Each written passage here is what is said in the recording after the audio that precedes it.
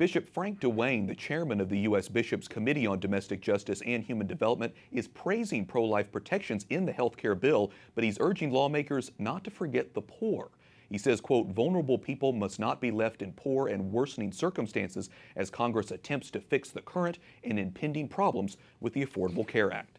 Joining us now is James Capretta, resident fellow at the American Enterprise Institute.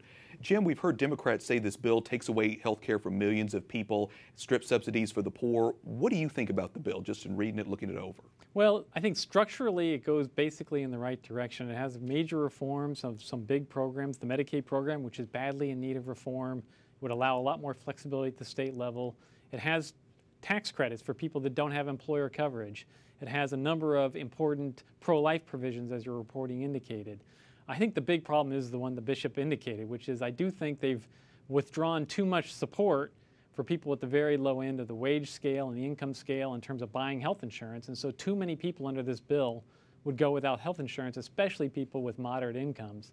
So if I were the Republicans on the Hill, I'd be worried about that. I'd try to fix it before they make this final. And like I said, the Senate may have the opportunity to do that. We heard both Republicans and Democrats celebrating yesterday. The Republicans on one end celebrating that they passed the bill through the House, but the Democrats celebrating because they think this is going to help them win in midterm elections. What do you think? Do you think that a repeal of Obamacare will hurt Republicans' chances in 2018?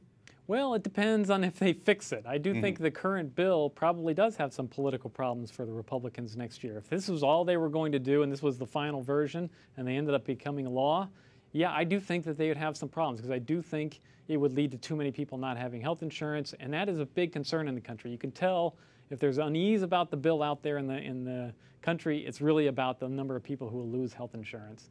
So Republicans have started the process. I don't think they should celebrate yet. They're really a long way from having a law, and they need to fix it before they get it to the president's desk. They need to make sure it covers more people. We're seeing wins for the pro-life movement across the country, seemingly wins at the federal level. They've passed this bill, but at the state level, we're hearing, at least in the state of Iowa, they've passed a 20-week abortion ban. How do you feel about this ongoing debate in terms of health care and the wider debate? Well, I do think one of the best things about the bill that passed the House yesterday is that it has a very strong prohibition on the use of the subsidies that are in the bill, the tax credits, for buying insurance that covers abortion. That's unlike Obamacare, where they didn't get that enacted. So that's a very important provision. Of course, the Planned Parenthood provision is very, very important as well. I do think there's a concern when it goes to the Senate whether those can be retained. And so a big issue will be how do you make sure that pro-life aspect of the House bill is sustained even as they fix other problems. So you got a real delicate balance you got to figure out here. James Capretta, resident fellow at the American Enterprise Institute. Thanks for breaking it down for us. Okay, thank you.